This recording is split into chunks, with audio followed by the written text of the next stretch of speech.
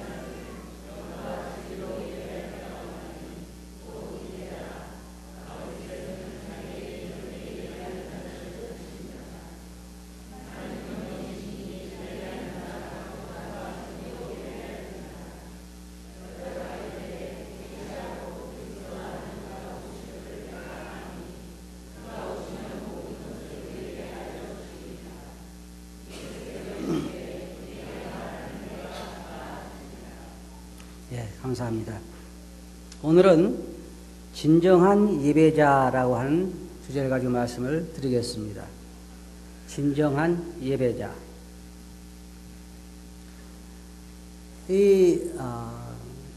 예배를 받는 그 대상이 나에게 예배할 때는 이렇게 하는 것이 좋다라고 이야기하는 신이 세상에는 없습니다. 여기 이 말씀 보면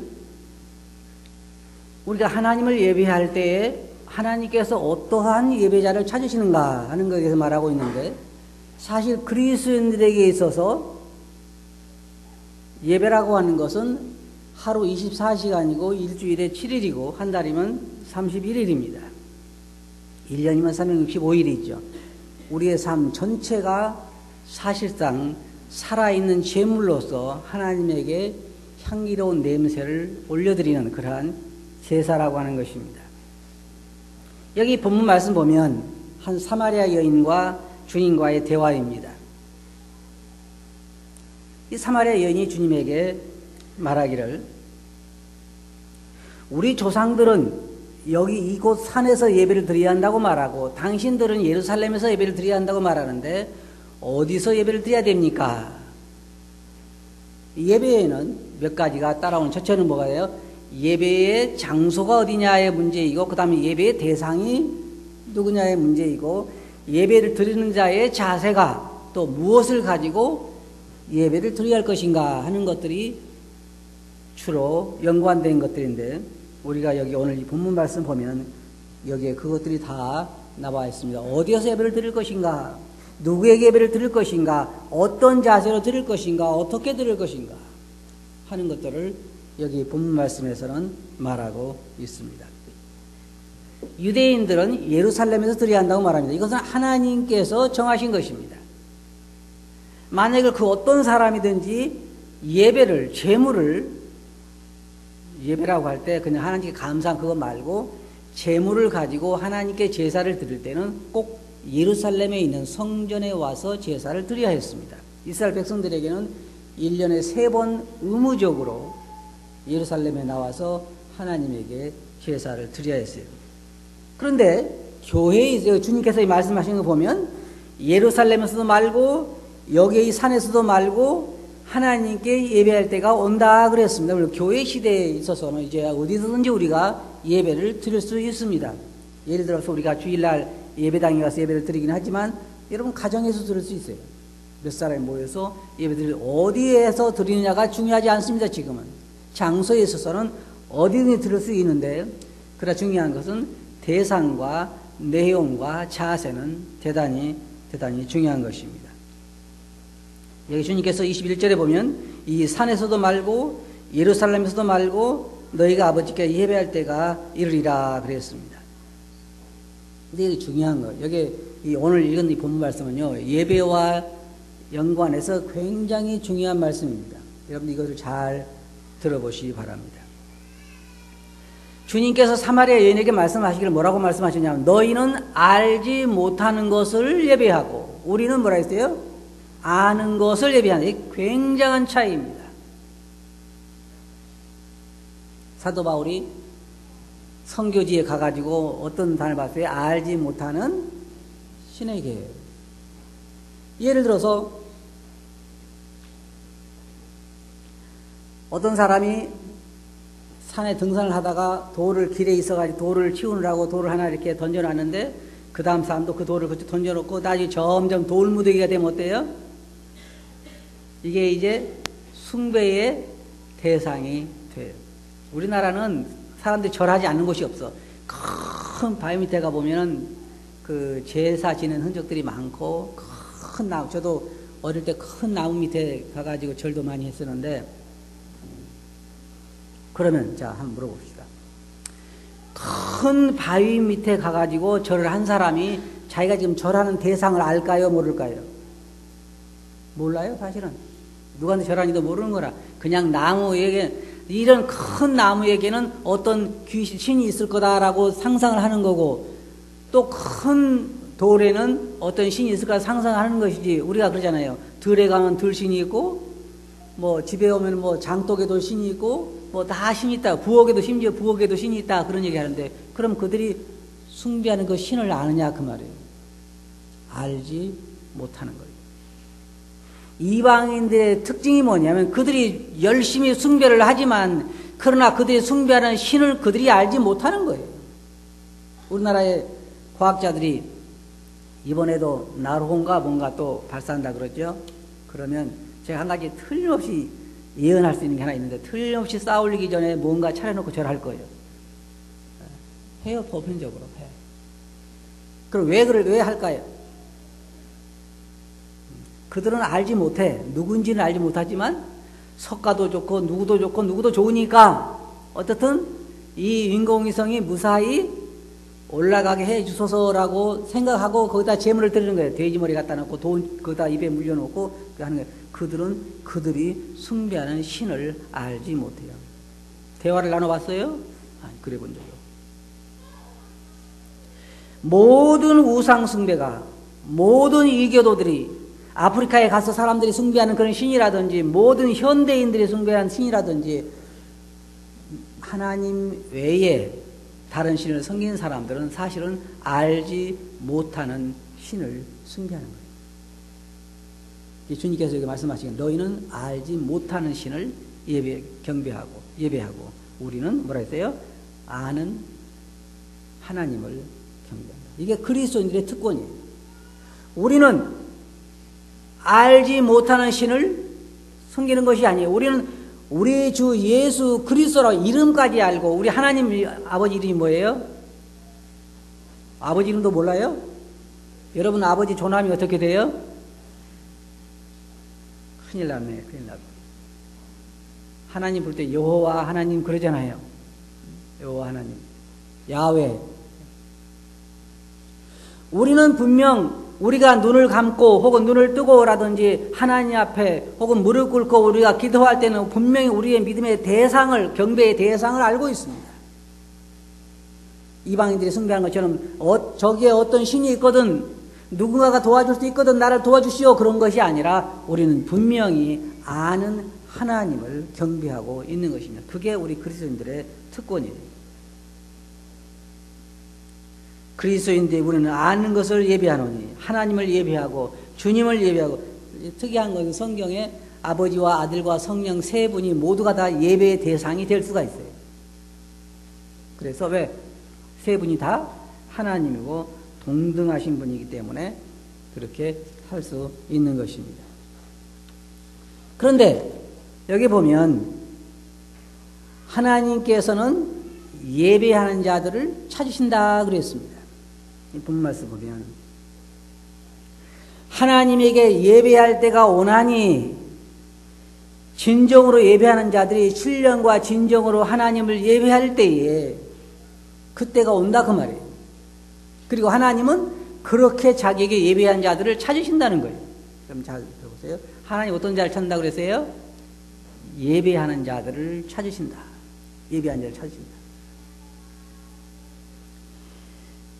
그래서 우리가 하나님에게 예배를 드릴 때는 하나님의 어떠하심에 대해서 예배를 드리고, 경배하고, 그 다음에 그의 은혜와 사랑에 대해서, 받은 사랑과 은혜에 대해서 감사를 드리고, 그분이 우리에게 베푸실 것에 대해서 또한 감사하고 찬송하고,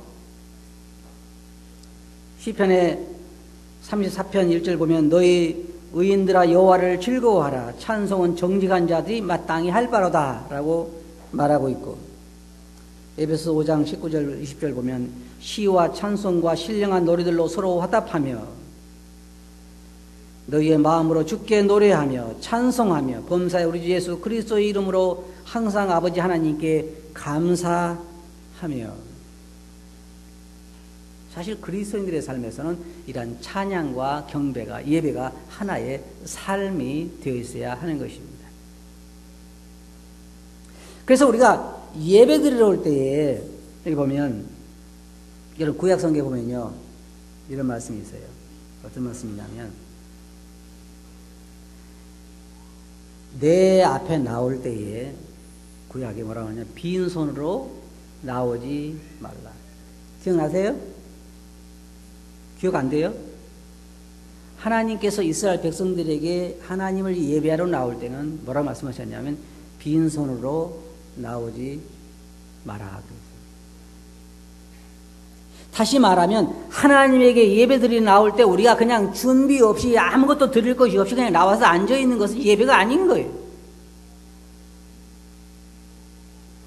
예를 들어서 어떤 우리 성도님 한 분이 저희 집에 오셨어요. 예를 들어서 하는 얘기예요. 그래서 그동안 여러 가지로 뭐 목회하는데 수고했으니까 내가 참 감사로 가야 되겠다. 그리고 이렇게 와서 그렇게 한 사람 별로 없지만 왔어요. 와가지고 오셨어요. 네, 왔어요. 그리고 와서 아무 소리도 않고 앉아 있는 거예요. 그냥 의자에. 그래서 어떻게 오셨어요? 그냥 왔어요. 뭐 원하세요? 그냥 있어요. 그럼 내가 왜 온 줄 알아요? 뭐하러 온 줄 알아요? 잘 모르잖아요.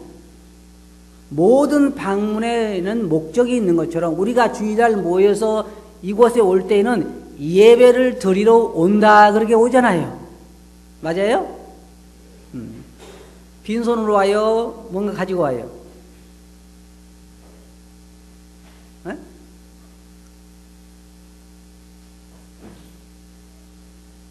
빈손으로 와요?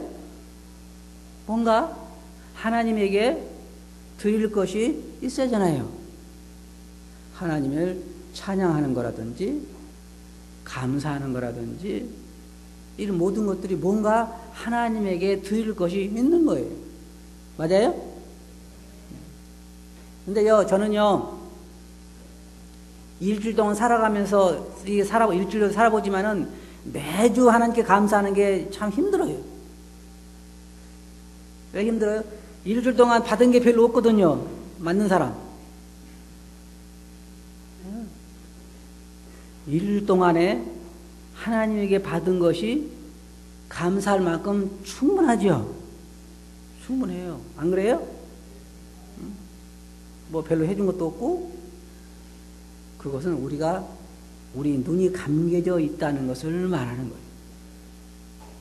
적어도 우리가 아멘 할 수 있는 건 뭐냐면 일주일 동안에만 하나님께 받은 것도 충분히 이곳에 와서 1시간 동안에 한 번쯤은 감사할 만큼 충분히 우리가 받은 거란 말이에요. 맞아요?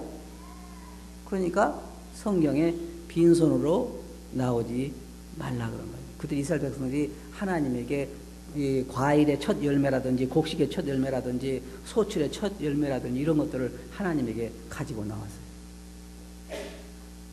우리도 성경에 보면 하나님에게 나오는 자들, 구약 성경에 말하는 것처럼 우리들은 물론 호박을 가지고 가지를 가지고 그런 얘기는 아니지만, 그러나 적어도 일주일 동안 살아가면서 우리 마음속에 하나님과의 교제를 통해서 하나님에 대해서 아는 걸 통해서 하나님에게 받은 걸 통해서 은혜를 통해서 얻은 것이 있으면 가지고 그 중에 얼마를 가지고 나와서 하나님이 마땅히 드려야 하는 거예요. 감사로.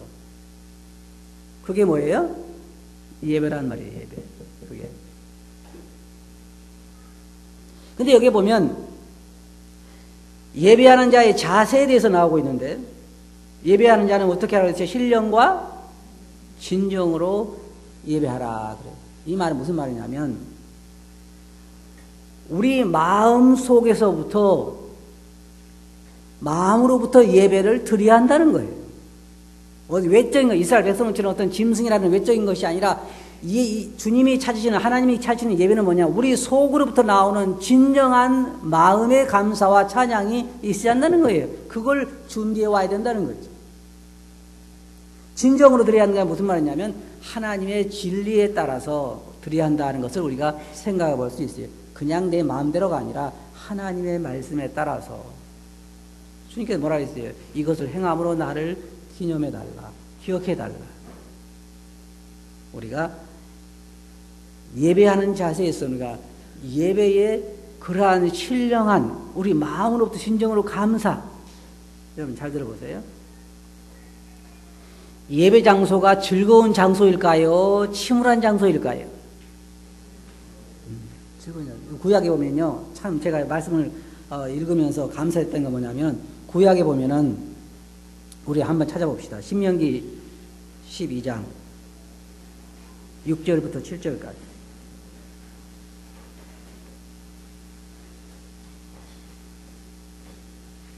신명기 12장 6절부터 7절 찾으셨어요? 신명기 12장 6절부터 7절 찾으셨어요? 다 같이 한번 읽어보겠습니다. 시작.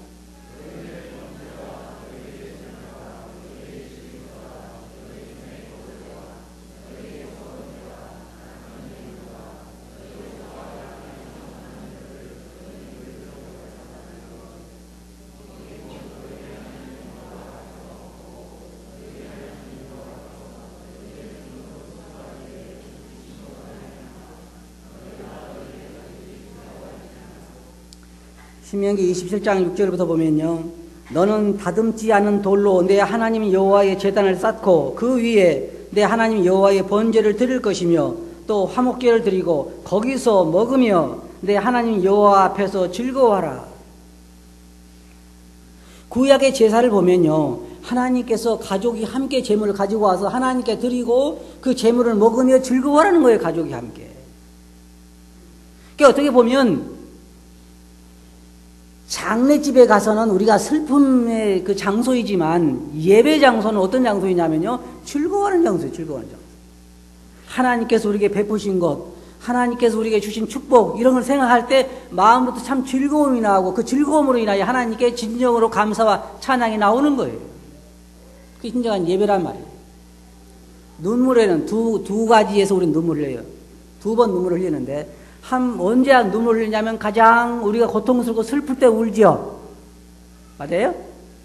또 한 번 언제 울어요? 기쁠 때. 그죠?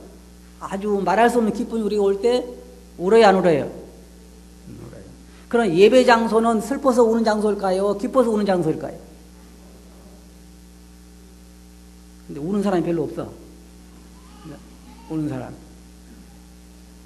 예배는 하나님께서 우리에게 베푸신 그 많은 사랑과 은혜와 주님이 당하신 고통과 우리가 앞으로 받게 될 그 한 해 무한한 영광과 그 모든 걸 생각할 때 우리가 주일날 주님 앞에 모여서 이 장소에서 떡과 잔을 보면서 마음속에는 그 많은 감사와 찬양을 토해내는 장소예요.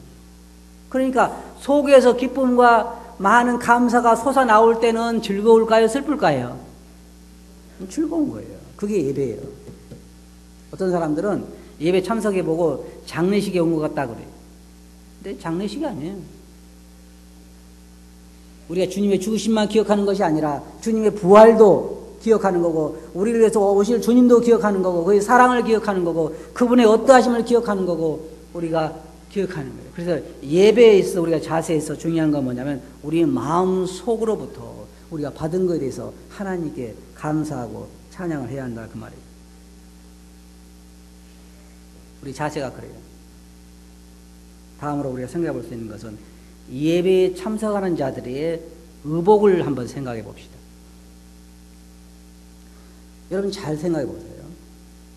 우리가 어떤 사람을 방문할 때는 그 사람을 생각하고 어느 정도 그 사람을 존중하는 입장에서 우리의 의복을 차려입어요. 그렇죠? 맞아요? 네. 내가 만일 내일은 일하러 간다 그러면 어떤 옷을 입어요? 넥타이를 메고 양복을 입고 제일 좋은 양복을 골라 입고 넥타이를 메고 제일 아끼는 구두를 신고 일하러 가죠. 그렇지, 그렇게 안 해요. 그러면 예를 들어서 이명박 대통령이 마지막으로 퇴임하기 전에 한번 나를 만나고 싶다. 그래서 점심을 같이 먹고 싶다. 그럴 때 그때는 이제 뭐 해요? 작업복을 입고 안전화를 신고 가요? 어떻게 가요? 적어도 그분에 대한 내가 그분을 존경한다고 하는 그러한 그분을 배려하는 그러한 복장을 입잖아요. 맞아요? 그럼 하나님을 예배를 갈 때는 어떻게 할까요?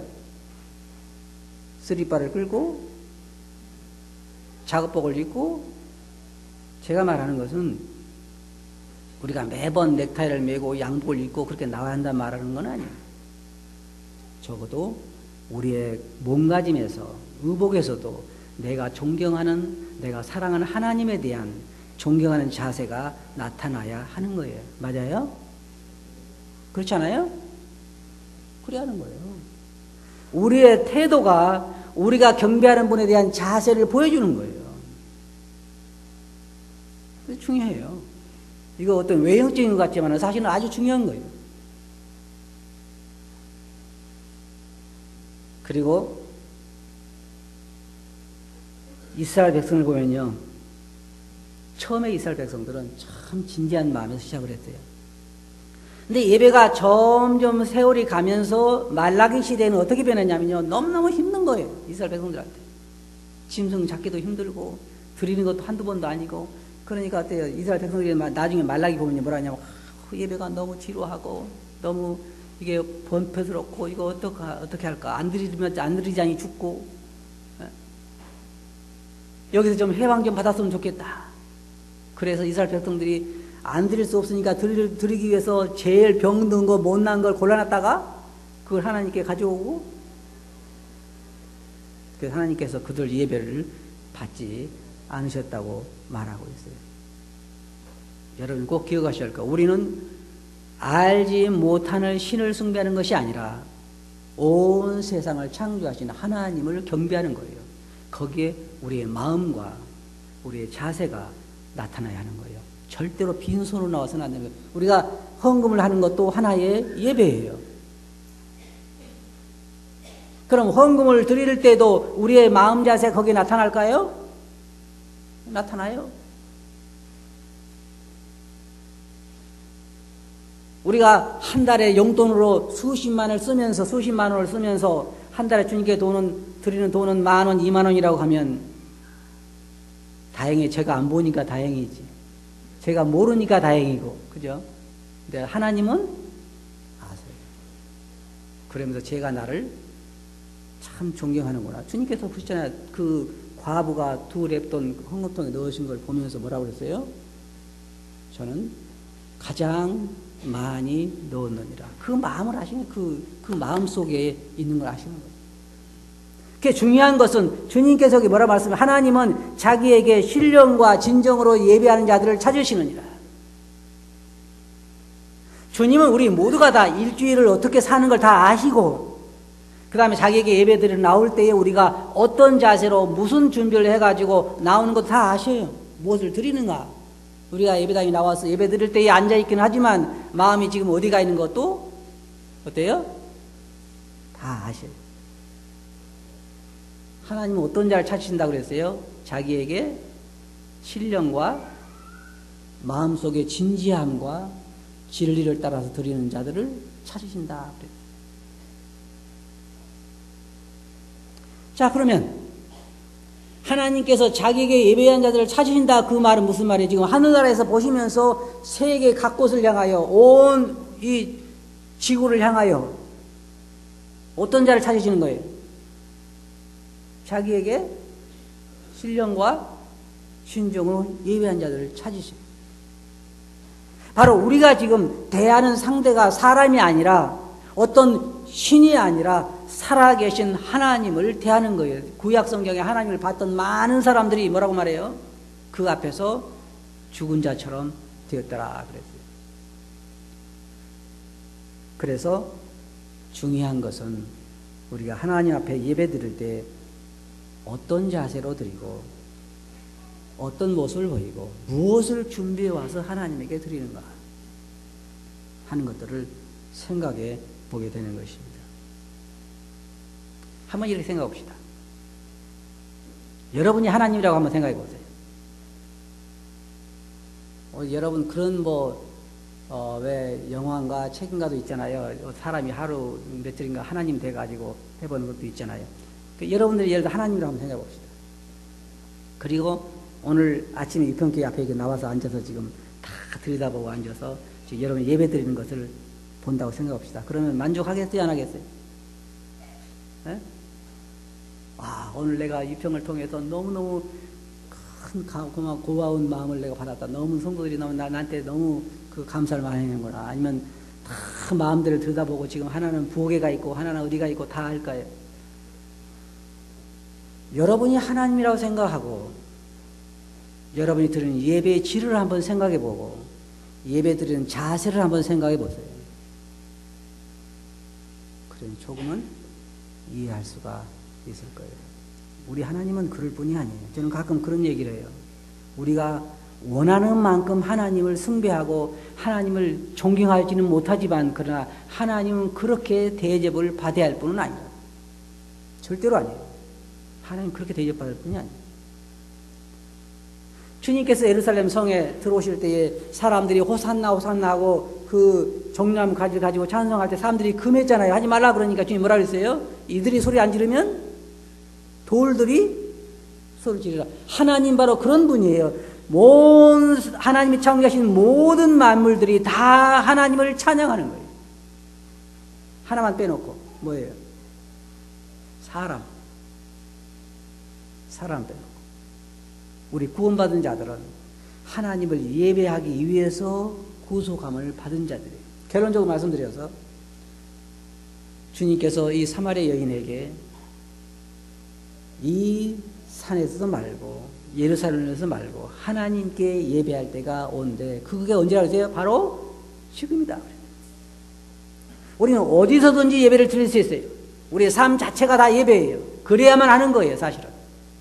그러나 우리가 더 좁혀서 주일날 예배 드리러 우리가 왔을 때 우리 자세를 한번 생각해 봅시다.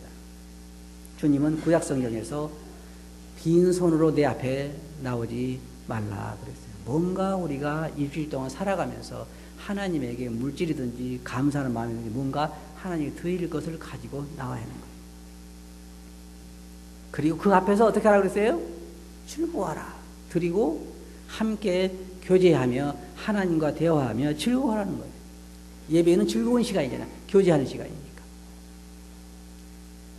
하나님에 대해서 우리가 마땅히 드릴 찬송과 경배를 드리면서 즐거워하는 것입니다. 가장 중요한 것, 여러분 그 자세에서 하나님에 대한 여러분의 자세가 나타나는 걸 여러분 기억하시기 바랍니다. 하나님께 경배하는 것은 특권이고 아무나 가질 수 있는 것이 아닙니다. 구약에 수많은 사람들이요 예배하다가 죽었습니다. 맞아요? 수많은 사람들이 하나님께 예배하다가 죽었어요. 아나니아와 삽비라는 자기 재산을 팔아서 얼마를 감추고 얼마를 하나님께 드렸다가 그 자리에서 둘 다 죽었습니다. 그 다음부터 재산을 감추고 나올 사람 있을까요? 강 큰 사람 아니고는 어렵겠죠. 많은 사람들이 하나님의 언약궤 안에서 어떤 사람 언약궤를 만지다가 죽고 블레셋 사람들은 언약궤를 들여다보다가 죽고 제사장들은 성소 안에 들어가서 잘못해가지고 죽고 하나님은 쉽게 우리가 아무렇게나 대할 그런 분이 아니에요. 그래서 우리가 예배 드릴 때에도 적어도 그분에 대한 존경하는 자세를 그런 태도를 보이는 것이 우리가 구원받은 자들의 마땅한 자세라고 생각합니다. 아시겠어요? 그럼 어떻게 해야 할까요? 진정으로 우리 마음속으로 감사하는 그런 마음을 가져야 됩니다. 그런데 즐거운 게 있어요. 여기서 하나님께서 구약에 보면 제물을 갖다가 하나님 앞에서 잡아서 하나님께 드리고 함께 그 제물을 먹고 즐거워하라 그랬잖아요. 그러면은 여러분들이 교회에 와서 진정한 마음으로 하나님께 감사드리고 예배에 충분히 참석해서 예배 드리고 났을 때 기분이 좋아요, 안 좋아요? 그 어떤 소녀가 한 말처럼 영광은 하나님이 받고 축복은 누가 받아요? 내가 받는 거예요. 그래서 예배에 계속해서 무언가 하나님께 드리는 자들이 복이 있는 거예요. 그 영혼이 복을 받기 때문에. 그러니까 빈손으로 하나님께 나오지 말고 하나님께 감사하고 드리는 그런 삶을 살 것입니다. 아시겠어요? 기도합시다.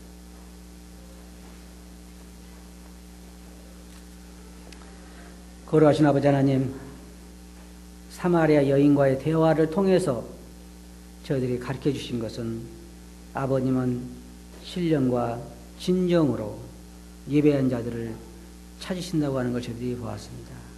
주님, 저희들이 바로 그런 예배를 드리는 자들이 되게 하시고 아버님께 기쁨이 되는 예배자들이 되게 해 주시옵소서. 저희들의 자세에 하나님에 대한 자세가 나타난다는 걸 저희들이 기억하게 하시고 아버님을 존경하는 삶을 살아가도록 은혜를 베풀어 주시옵소서. 들은 말씀을 주께 의지하옵고 예수님 이름으로 아버지께 감사하며 기도하옵나이다. 아멘.